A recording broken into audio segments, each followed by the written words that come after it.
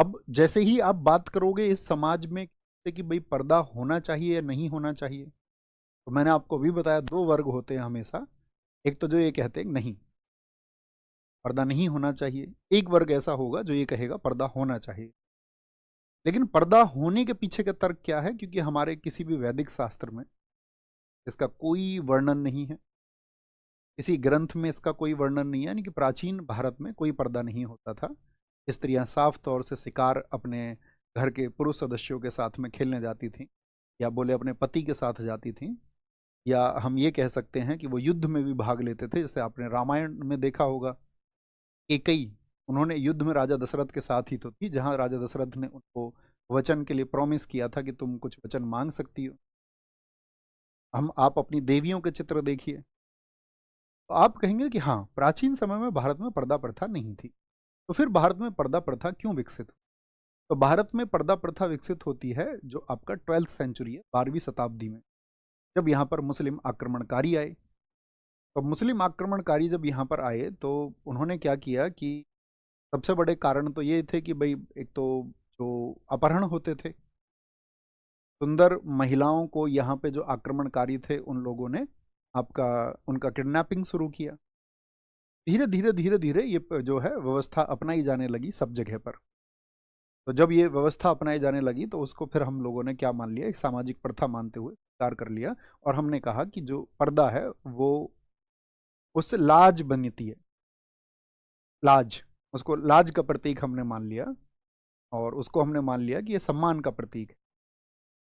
अब इसके दोनों पक्ष हैं, है ना? तो लाज का प्रतीक जब आप उसे कह रहे हैं तो एक मुझे बताइए, क्या लड़की शादी से पहले पर्दा करती है? आप कहेंगे नहीं।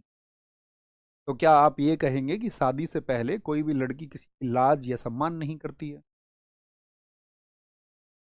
आप कहेंगे नहीं, ये तो आपका ससुराल में होना चाहिए। अच्छा, ससुराल में जाकर के यदि लड़की पर्दा करती है तो इसका मतलब है कि अब तक शादी से पहले उसकी स्थिति ये थी कि उसको किसी पर्दा की आवश्यकता नहीं थी, अपने चेहरे को ढकने की आवश्यकता नहीं थी, और शादी के बाद में उसको अपने चेहरे को ढकने की आवश्यकता पड़ी। इसका क्या कारण आप समझते हो? आप थोड़ा विचार करें इस बारे में, तो आप कहेंगे हाँ, अगर वह उसका परिवार है, जैसे पहले उसका परिवार था, तो इसका मतलब या तो आप ये मान रहे हैं कि वह हमारे परिवार की सदस्य नहीं है, गैर सदस्य है।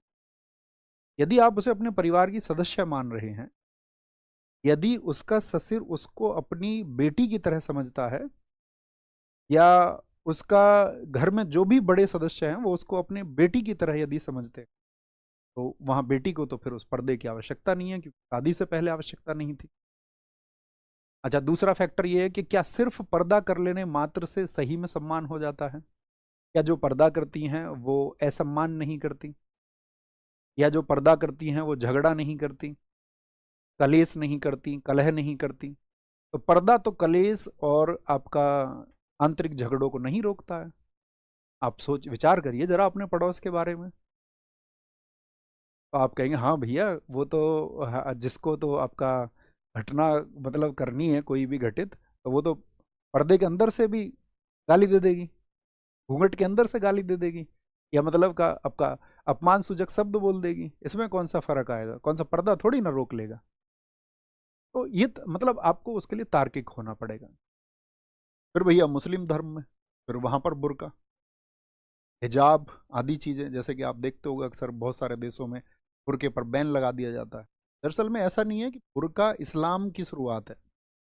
आप अरब की प्राचीन भौगोलिक, आज की भी आप देखिए जो वहाँ की भौगोलिक स्थितियां हैं, तो उन भौगोलिक स्थितियों के चलते हुए अरब में क्या था, इस्लाम से पहले भी, क्योंकि वहाँ पर रेत भरे तूफान चलते थे अरब में, रेत भरे तूफान चलते थे। तो आप देखो ना, वहाँ पर जो शेख लोग हैं आपने देखे होंगे, वो भी पहने रखते हैं बड़ी सी ड्रेस, रेत की वजह से सिर वीर को वो भी ढके रखते हैं,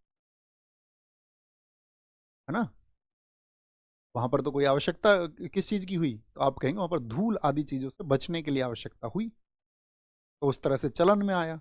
फिर उसको एक धार्मिक प्रतीक मान लिया गया। जैसे कुरान में उसका वर्णन आता, तो कुरान में समान वर्णन दोनों के लिए आता, पुरुष के लिए भी स्त्री के लिए भी, कि पुरुष अपनी निगाह नीची रखें और ऐसे वस्त्रों को धारण करें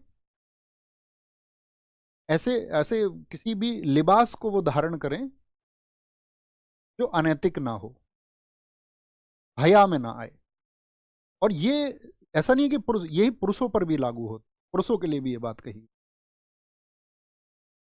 है ना। समझ पा रहे हैं आप मेरी बात? तो पर्दा प्रथा इस तरह से वो इवॉल्व होती है। प्राचीन समय पर उसकी क्या आवश्यकताएं थी, किस कारण से उसने जन्म लिया। अब मुगलों के समय आपको उस को पर्दे को करने की जरूरत थी, तो आपको लगता है कि आपके परिवार में कोई मुगल है, या आपको उस मुगल से सुरक्षित करना है उसको, क्योंकि चेहरा साथी एक्सप्रेशन का प्रतीक बताया गया है, और चेहरे के द्वारा आप व्यक्ति के हाव भाव समझ सकते हो, उसके एक्सप्रेशंस को समझ सकते हो। लेकिन समाज में जब लोगों ने देखा कि अच्छा, समाज में एक आपका नीच वर्ग भी तो है, जो स्त्रियों से शालीन स्त्रियों से भी नजर मिलाना चाहता है, तो उनकी नजरें ना मिले, तो लोगों ने कहा कि ठीक है, पर्दा ही सही है। हमारे घर में हर व्यक्ति जो एंटर करता है, वो जरूरी नहीं है कि उसके सबके इरादे सही हों, सभी स्वच्छ इरादों के व्यक्ति हों, तो वो आई कांटेक्ट ना बन पाए। बहुत सारी चीजों के पीछे बहुत सारे कारण भी होते हैं। तो लोगों ने उसको देखा कि यार, इसके लिए तो जरूरी ये है ना कि आई कांटेक्ट से ज्यादा जरूरी तो चरित्र है ना। यदि हमारे घर की स्त्री चरित्रवान है, तो फिर हमको डरने की आवश्यकता नहीं है। समझ पा रहे हैं मेरी बात? तो पर्दा प्रथा शुरू हुई। बाल विवाह, अभी मैं बैठा हुआ था, हमारे इलाके के एक नेताजी हैं, बाल विवाह, चाइल्ड मैरिज। हमारे यहाँ के नेताजी का ये बयान है, मेरे पास बैठे हुए ही, और उनका बयान ये था कि बच्चे की जो शादी है ना, वो कम से कम उम्र में कर दो, तो उस बच्चे के पास बिगड़ने के अवसर नहीं होंगे। आजकल की लड़कियां कॉलेज के नाम पर जिस तरह की छूट को प्राप्त कर रही हैं, वह छूट उन्हें प्राप्त नहीं होनी चाहिए। मतलब वो उनको घर में कैदी बना के रखना चाहते हैं, लड़कों के नाम पर, कि हाँ, लड़का भी तो वही चीजें करता होगा कॉलेज में जाकर के, तो लड़के पर लागू नहीं होता है कि ठीक है, उन चीजों को सुधार लेंगे, लड़के से कोई गलती हो, कोई दिक्कत नहीं है। बाकी लड़की को कैद करके रखना ही आज की सोच बता रहा हूं मैं आप।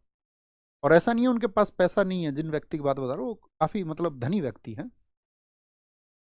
आप समझ रहे हैं इस बात का विचार, मतलब व्यक्तियों के अंदर कितना गहरा बैठा हुआ है। तो मेरा प्रश्न उनसे ये था कि आप मुझे ये बताइए कि घर में कैद करके कितनी स्त्रियों ने सही मायने में स्वतंत्रता पाई है, सफलता पाई है। बच्चियों को घर से बाहर आपको भेजना होगा।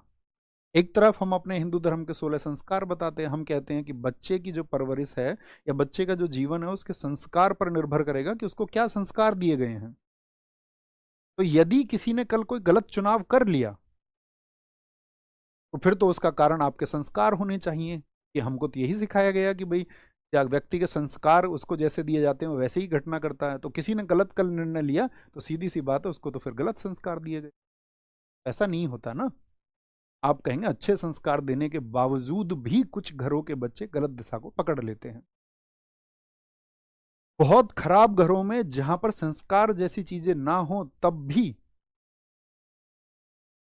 बहुत बच्चे देवतुल्य होते, देवतुल्य, देवता के जैसे। होता है, ऐसा नहीं होता। तो ये तो एक्सेप्शन केस हैं, लेकिन आप किसी को कैद नहीं करके रख सकते हैं।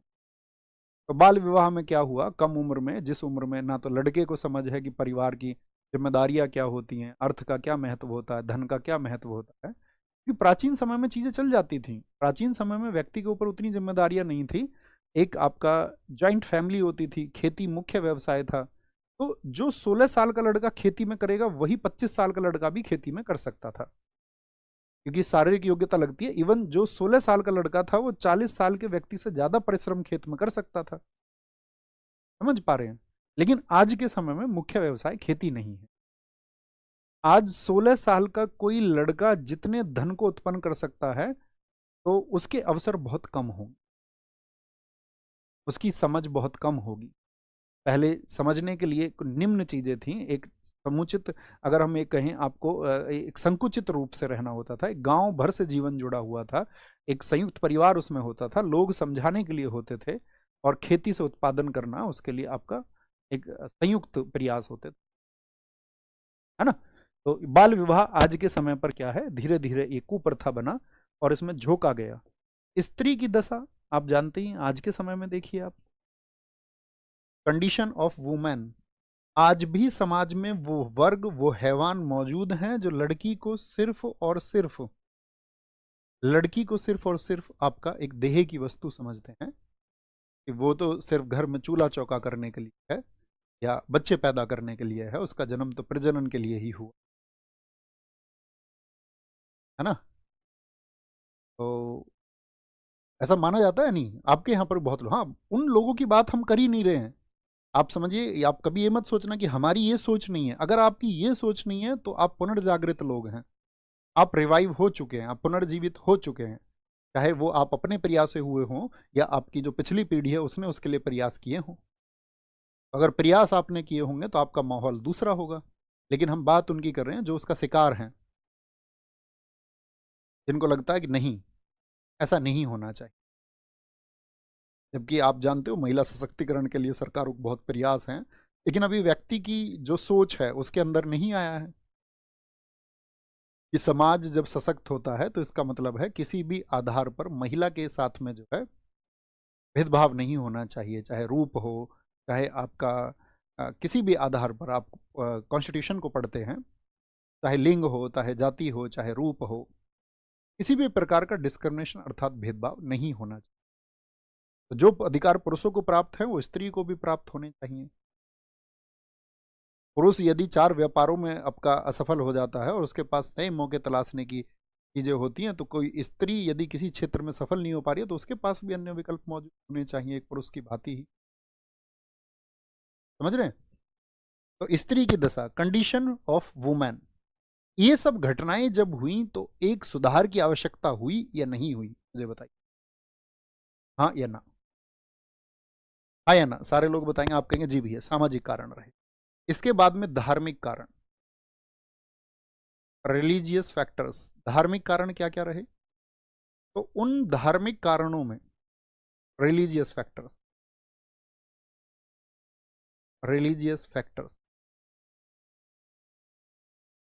उसमें एक रहा आपका आडंबर। आडंबर धर्म में किसी भी प्रकार का जो ऑस्टेंटेशन होता है, ऑस्टेंटेशन, आडंबर, आडंबर आप समझते हैं, बेवजह की किसी भी क्रिया को संपन्न कराने के लिए संसाधन लगा देना या किसी भी व्यक्ति का शिकार हो जाना। बाबा आएंगे, तांत्रिक बाबा आएंगे आपके घर में, भूत प्रेत हैं, और अभी वो इसको कील के जाएंगे सारे घर को, और फिर आप इन व्यवस्थाओं से दूर हो जाए। नेगेटिव एनर्जी, नेगेटिव एनर्जी के बारे में जैसे कि अब आप कहेंगे नहीं भैया होते हैं, नहीं होते हैं, होते हैं, नहीं होते हैं, तो ये आपका अपना मत है। मैंने इसके बारे में बहुत रिसर्च किया है। तो जब हम इसके बारे में रिसर्च करते हैं, जो इस क्षेत्र के विशेषज्ञ हैं, इस क्षेत्र के विशेषज्ञों से मतलब है कि जो इन व्यवस्थाओं को पिछले 20 वर्ष 30 वर्ष से जिनकी एक्सपर्टीज है इसमें, तो वो सब लोग इसके एग्जिस्टेंस को नहीं मानते, जो इसके विशेषज्ञ हैं। अब आम व्यक्ति चाहे इसकी जो भी राय बना ले, आम व्यक्ति ये कहे नहीं हमने तो सुना है, हमने तो देखा है, वो बात अलग है, वो आपकी अपनी मान्यता है। हमने कहा ना, सभी ऐसे नहीं हो सकते कि जो अंधविश्वास से दूर हो जाए, कुछ लोग उसमें शामिल रहेंगे। तो उन्होंने बड़ा अच्छा तर्क दिया। मैं एक बार एक सेशन सुन रहा था, तो उन्होंने एक सेशन बताया कि एक व्यक्ति है और उस व्यक्ति को बुखार हुआ। तो आप समझना, यदि आपको बुखार हो जाए, या आप में से किसी ने सामना किया, कभी कभी ऐसी स्थिति आती है कि व्यक्ति उठ तक नहीं पाता है, ऐसा होता है, हाँ या ना? ऐसा हो, मतलब कि अभी 2 कदम चलना भी बहुत मुश्किल हो, आप कहेंगे हाँ होता है। तो शरीर तो आप ही का था, तो क्यों आप अभी 2 कदम नहीं चल पा रहे हैं? तो आप कहेंगे भैया सीधी सी बात है ना, व्यक्ति बीमार हुआ तो एनर्जी का फ्लो घट गया, उसके शरीर में उतनी ऊर्जा नहीं बची, उसके शरीर में उतनी ऊर्जा नहीं बची, ऊर्जा का स्तर नीचे की तरफ आ गया।